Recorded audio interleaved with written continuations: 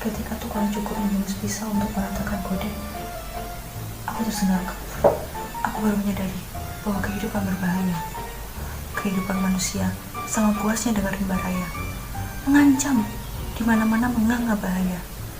Siapa yang dapat menjamin bahwa tukang cukur itu tidak hanya akan meratakan godek dan jenggot kita? Bagaimana kalau pisau itu menghunus ke leherku? Kita tidak boleh mengambil resiko untuk potong rambut di tempat yang tak dikenal. Karena berhubungan dengan tukang potong rambut yang tak dikenal, setiap saat bisa berarti memotong leher. Bahkan dengan tukang cukur yang sudah dikenal pun, selalu ada bahaya. Bagaimana kalau pisau yang terhembus di tangannya itu menimbulkan inspirasinya, memanggil kenangan-kenangannya pada perasaan marah, jengkel, atau keki?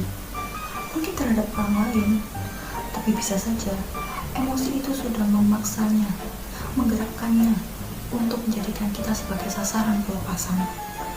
Apalagi kalau kita pernah dan kita tidak sadari telah melukai perasaannya, tidak menyahut waktu ia menyapa, atau kita lupa membayar hutang kita waktu cukur yang lalu. Ia kan juga manusia biasa yang bisa goyah hatinya kalau memegang pisau. Dengan pemikiran seperti itu, aku jadi takut potong rambut secara lengkap.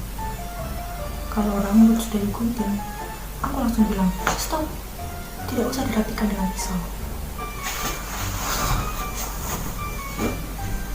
Aku tak pernah memberi tukang cukur kesempatan untuk memegang pisau, apalagi di dekat leherku. Bukan hanya dari tukang cukur, dari sudut 360 derajat, memancar ancaman. Coba, apa jaminannya? Kalau kita makan di restoran, koki restoran itu tidak memasukkan racun tikus ke dalam makanan. Kita tidak tahu siapa yang memasak di belakang sana. Kita tidak bisa nyelonong ke belakang untuk melihat mereka memasukkan bumbu ke dalam masakan setiap kali mau makan. Bisa saja mereka itu koki-koki gila, seorang pembunuh, atau musuh kita yang menyamar menjadi koki. Dengan gampang ia memasukkan baygon atau air aki bekas ke dalam makanan lalu cuci tangan. Sementara kita 1 atau 2 jam kemudian sudah kaku, dilarikan ke gawat darurat, tapi tak tertolong. Dan jaminan apa yang ada di jalan raya bahwa mobil yang datang dari arah depan dan arah belakang kita tidak akan menggilas kita? Jaminan apa yang dapat kita andalkan bahwa bus yang kita tumpangi tidak dibelokkan oleh sopir masuk ke dalam jurang?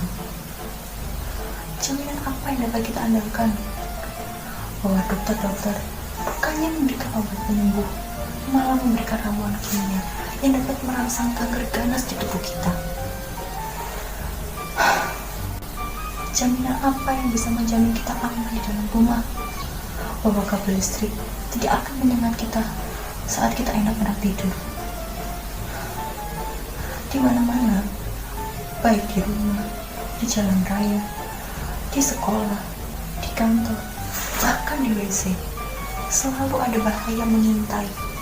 Kita hidup tanpa perlindungan. Kita harus melindungi diri kita. Aku mau sakit dengan pikiran-pikiran itu. Aku begitu cemas. Aku sudah divonis orang lain sebagai pembunuh. Kehidupan adalah ranjau. Dunia adalah gelanggang pembantaian.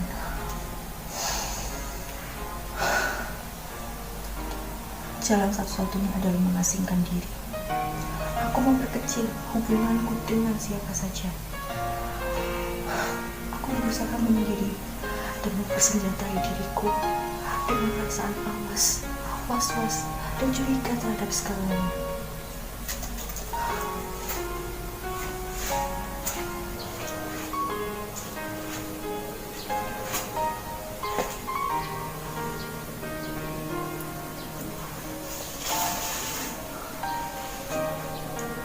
Bahkan aku mencurigai diriku sendiri.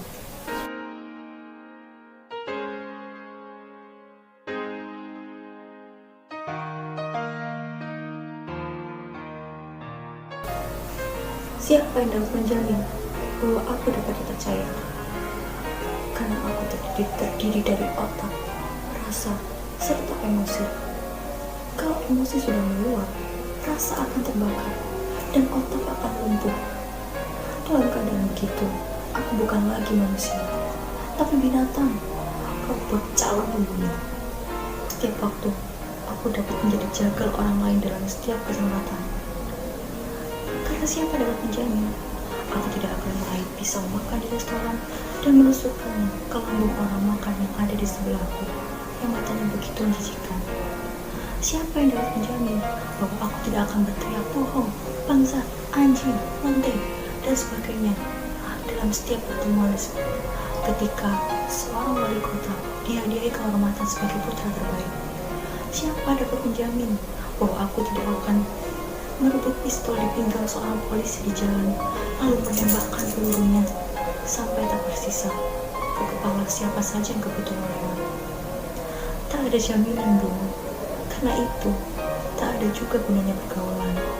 Tak ada gunanya bertemu dengan manusia lain. Karena itu, jelas sudah. Kehidupan sendiri ini adalah langkah pertama yang membawa kita ke dalam bahaya. Dengan pikiran itu, aku lalu menyepi. Tapi ketika sepi, sunyi, hening, pengasingan diri tak memberikan apa-apa. Karena bahaya itu sudah bersama dalam hati. Aku bersusah, bagiku kehidupan tak memberikan lagi apa-apa kecuali malapetaka dan kekalahan. Hidup hanya meminta kekalahan kata Hollywood Anwar.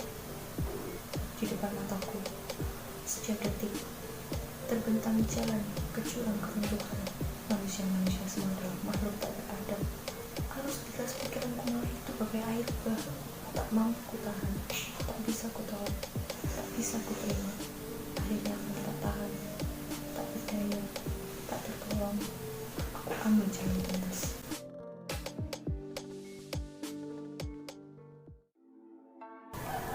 Kepada siapa saja yang ingin tahu, aku tak dapat memikirkan jalan yang lain yang lebih baik dari ini. Bagaimana mengurangi bahaya yang mengepung di sekitarku? Bagaimana menghentikan bahaya yang mungkin berasal dari sel-selku sendiri? Setiap manusia adalah bom waktu buat orang lain. Cara satu-satunya untuk menyelamatkan diri, menyelamatkan orang lain adalah pengorbanan. Hentikan semuanya. Tebarkan tirai gelap yang tidak tertembus mata siapapun, yang tidak bisa didobrak bahaya macam manapun, kecuali oleh suara Tuhan, kecuali oleh sentuhan tangannya. Dengan perhitungan yang amat matang, aku selesaikan semuanya hari ini secara jantan, lengkap, bulat, dan tuntas. Perpisahan ini akan mendatangkan, setidak-tidaknya lebih mendekatkan kita pada ketentraman, perdamaian, harmoni, dan kebahagiaan. Kalau tidak ada yang mengerti atau mau mengerti, terserah. Aku diangkat sesat karena kemasukan setan. Pasrah. Aku dikubur sebagai orang gila dengan pikiran-pikiran busuk pada kehidupan. Biarin. Kepergianku justru disyukuri. Boleh, tidak seorang pun yang sedih, tidak seorang pun yang kehilangan, tidak seorang pun yang menerima. Semua mengenangku sebagai musuh. Aku, surat wasiatku, segala sepak terjangku, segala lumut pikiranku adalah virus ganas. Dan upacara penguburan Pak RW berpidato. Sesat, pikiran sesat. Tuhan, jauhkan manusia dari kejahatan. Saudara-saudara semua yang masih hidup, pikiran-pikiran kotor sedang ditiup angin dan berterbangan di udara. Tahan nafas, itu semua dosa. Terlintas dalam pikiran saja. Semua pikiran-pikiran itu neraka hukumnya. Ambisi untuk mencampuri rencananya itu harus diberantas. Bukan manusia, tapi hanya yang di atas sana yang boleh menuliskan sejarah. Semua media massa memompa fatwa Pak RW. Kenalan-kenalanku mengingatkan pada semua orang yang belum mengenalku untuk awas. Pikiran-pikiran sakit sudah gentayangan memakai topeng yang suci. Yang tidak pernah kenal siapapun, yang tidak mengerti alam pikiranku, tambah kepintar. Anti moral, lantas habis. Tapi apa yang dilarang, apa yang tidak boleh, apa yang dosa, biasanya orang selalu suka. Mereka penasaran, ingin tahu, ingin mencoba, mau mencicip. jadi laku, mengarang adalah bumerang, semua jungkir balik. Akhir adalah awal, mengungkap jadi mengorbankan. Akibat dicekal pikiranku mengamuk, gagah berani, seksi, indah, dan romantis. Kematianku pesona dan agresif.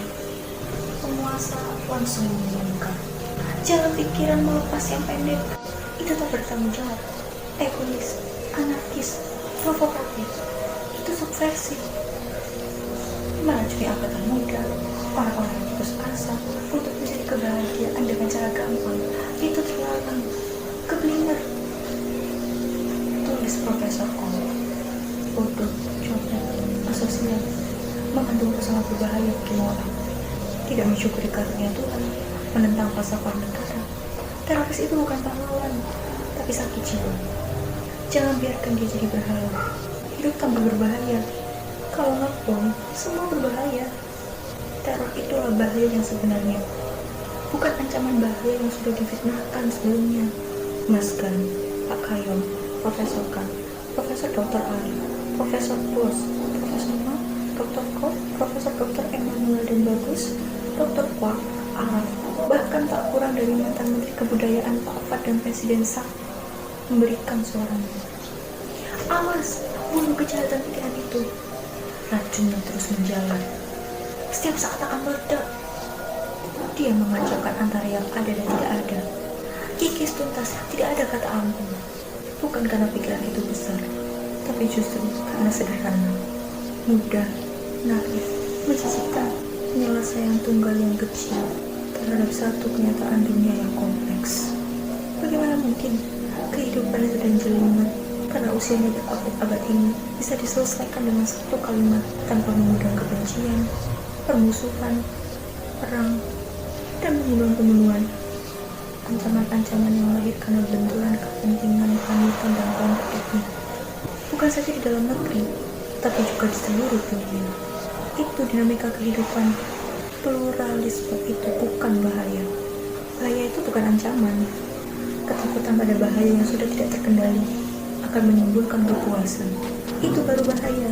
Itu yang harus dibasmi.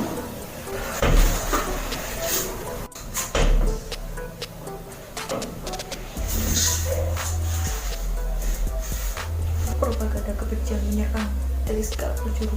Aku dikejar-kejar, tapi dalam pengejaran aku tambah hidup. Dimaki-maki berarti aku dikenal, disatroni, dihujat, disembelih, dipreteli, ditumbuk, sampai serpihan-serpihan jadi debu. Aku malahan merajalela. Sekarang, setelah dihabisi bagai kambing hitam, aku bangkit, lahir, tumbuh, dan tambah perkasa. Aku jadi tontonan, jadikan pelajaran, jadi pelatihan tentang bagaimana caranya membunuh bahaya. Gila.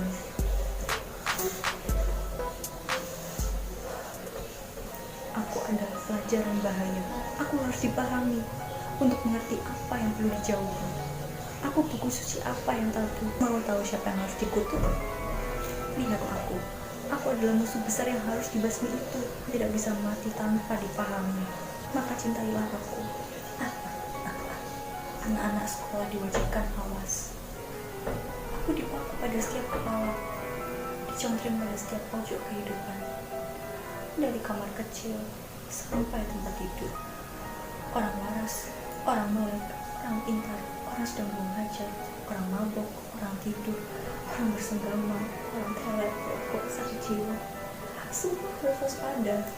Tahu aku jadi populer dan mewabah, merajalela sampai ke semua ketiak dan selangkangan. Bangsat yang dilestarikan, itulah aku.